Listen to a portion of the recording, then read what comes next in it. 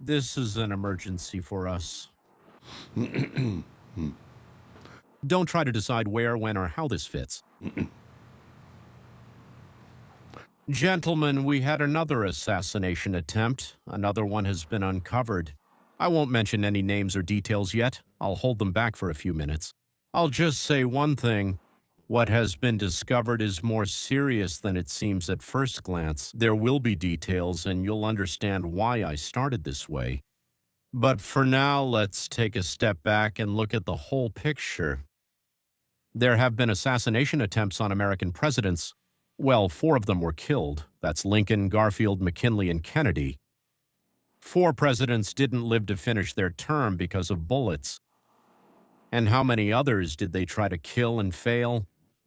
Andrew Jackson was the first, back in 1835. Theodore Roosevelt, by the way, took a bullet to the chest, but he still finished reading his speech. Franklin Roosevelt was shot at even before his inauguration. Truman, people came to his residence armed. And Ford, twice in 1 month. Well, excuse me, Ronald Reagan. Of course, Ronald was seriously wounded in 80. Stop. After Franklin Roosevelt, Truman, people went to his residence armed. Gerald Ford, twice in 1 month. And Ronald Ronnie Reagan, seriously wounded in 81.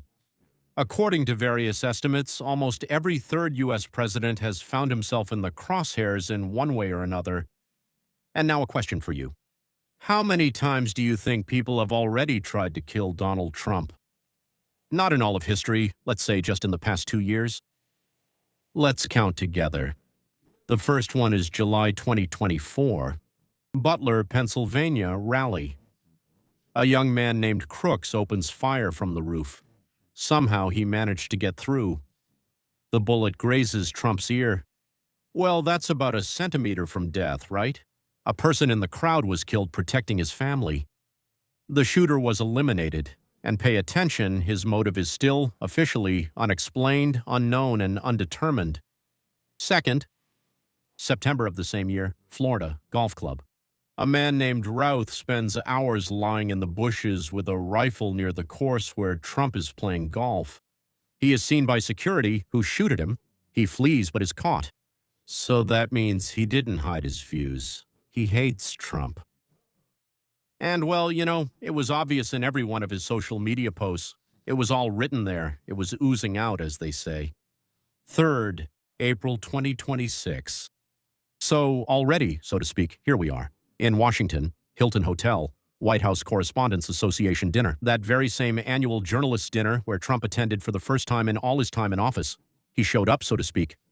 Well, there you have it. Just like that, everything changed. 31-year-old Cole Thomas Allen from California, teacher, engineer. From a good family, seems like a talented guy, right? With a weapon. He got past security. Trump is taken off the stage in a matter of seconds. He will return to the audience only 2 hours later. So, still in a tuxedo to talk about what happened, and the most important thing. Minutes before the attack, Allen sends a note to his family. He considers it his duty to deal with people in the Trump administration, to deal with them. Then they find his manifesto. Here, unlike with Butler, the motive is obvious to the naked eye. Fourth, in May of the same year, right by the White House, 21-year-old Nazir Best approaches a Secret Service checkpoint, pulls a weapon out of his bag, and opens fire. He is stopped on the spot. A random passerby is wounded. The motive, here I am being honest. At that moment, it was still being determined. Don't attribute to him what no one has proven yet. I don't know what he's up to. I think he's crazy, but it's because someone pushed him to the point where he grabbed a weapon and went to the White House. And the fifth one today, that's the very thing I started with. What do we know right now? I'll quickly separate fact from speculation, because that's our main rule.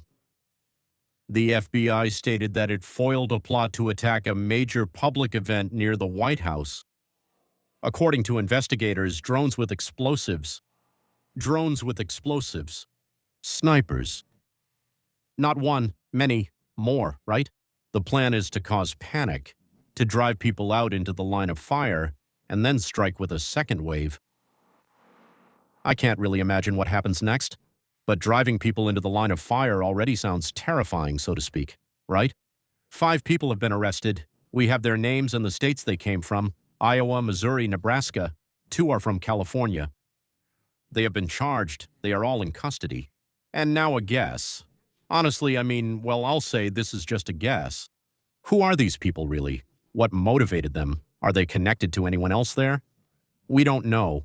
Don't believe anyone who says today that they're sure, who says, oh yes, we know. Officially, there's nothing.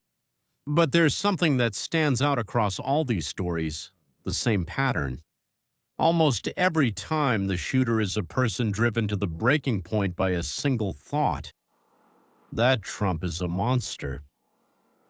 A fascist. That he's destroying the country and that's why we can't wait. He needs to be removed. The best thing that could happen to the people. And a person gets fired up by it and acts. Where does this come from? I'm not claiming that someone is given a direct order. Maybe yes, maybe no. We'll come back to that. I'm discussing something else. When day after day from every source a person keeps hearing, that guy is Hitler.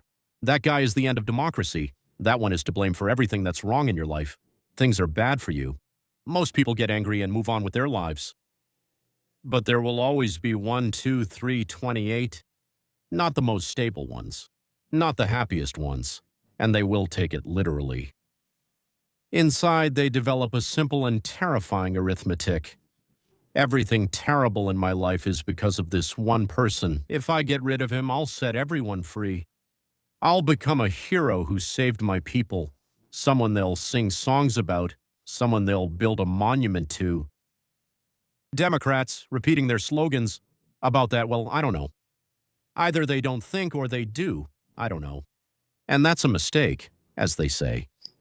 Words thrown into a crowd can reach that one person who hears them as a call to action. And right now it's aimed at Trump, but tomorrow it could easily be aimed at them. And here's what's different today. Before it was just one. A lone guy on the roof, a lone guy in the bushes. But here there are 5, at least 5, maybe more. Several people gathered, made arrangements, talked, planned something, divided up roles. Gentlemen, this is no longer a lone wolf who failed. This is a motivated group. And here comes a question, of course, to which I don't have an answer. And I won't pretend that I do. Were they acting on their own, or was someone leading them? Stirring them up, guiding them? Who could that be? Foreign, Iran, China, Russia? Or maybe someone homegrown? The ones who raised radicals on this very rhetoric? I don't know, and I wouldn't advise you to choose an answer with confidence either. But the question itself must be asked, and it absolutely must be investigated. I'll say one thing directly. So the party that today calls itself Democratic has reached a state where, even if unintentionally, it is preparing the ground on which all of this is taking root. When politics is turned into a holy war of good versus evil, when an opponent is no longer just an opponent, but the embodiment of evil. Don't be surprised if someone decides to eradicate this evil. And allow me to share a thought that many won't like. Why push the country to the very edge? To that line beyond which, well, I don't know, lies what we're afraid to call by its name. Maybe because there's no other way anymore. Maybe, honestly, this party can't win in fair elections anymore. And a cornered, wounded beast is ready to do almost anything. They stopped mentioning the Constitution long ago. Sure, they talk about it, of course. But when they do talk, what they do is completely different. They've been sticking together for a long time, not because of an idea, but because of the gravy train. That's why they react with such hatred toward anyone threatening to cut them off from the gravy train. That's not how a party holds together, but how a gang does. Where is all this heading? I'm afraid it's heading for more tension, not less. Elections are coming up, and elections always heat things up. So there's a simple, practical thing I have to say out loud. The president and the vice president must not be together, the two of them, in the same place now. It's not allowed for several top officials to stand next to Trump in public at the same time, because one successful attack would decapitate the entire chain of command. Just yesterday, this would have sounded like paranoia, right? But today, it's a necessary basic precaution. And now, the reason I started this conversation in the first place, because I won't end on a note of fear. Yes, our internal enemies, yes, enemies, have tried to bring the country to the very edge. But this country has already stood on the edge more than once. It had a real civil war. There was hatred that is hard for us to even imagine today. Thousands died, with brothers fighting each other. So what? The country came back, renounced it, and started living a normal life again. Because in the end, that's exactly what an ordinary, normal American wants. No blood, no barricades, and not for a neighbor to become an enemy just because someone votes differently than I do. He wants something simple, to be left alone. That's the first thought of anyone who came to America and lives here. I'm not sure. Maybe many people think differently now, but those who came first, who molded the clay of this land, made it into a country. They said, "Leave me alone and I'll leave you alone." Or the other way around.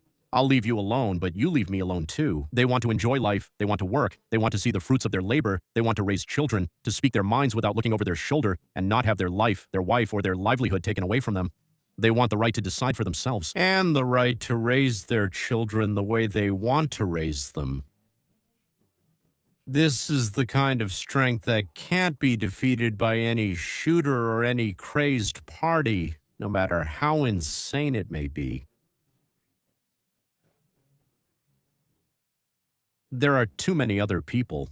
This is the core, the foundation of America. And they're too normal to let themselves get drawn into someone else's madness. Therefore, ladies and gentlemen, maybe we won't stop trying to kill our leaders. But it's important for us to keep trying, to protect our normal life, and to live this normal life, and to live by the values we want to live by. Period. That's all. Goodbye.